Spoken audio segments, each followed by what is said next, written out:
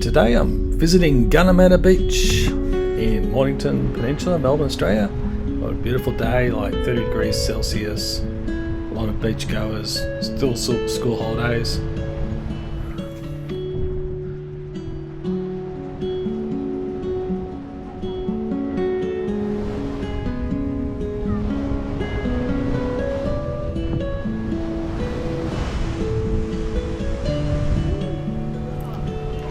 I've come across this life-saving boat. It's been positioned, I think, deliberately in where the rip is in case someone stupidly goes out and swims here.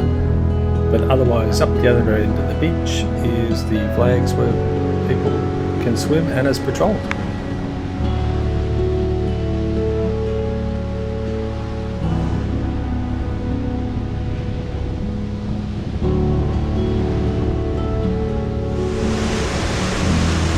This is going to be one of the best beaches in Victoria, if not Australia. It's just magnificent.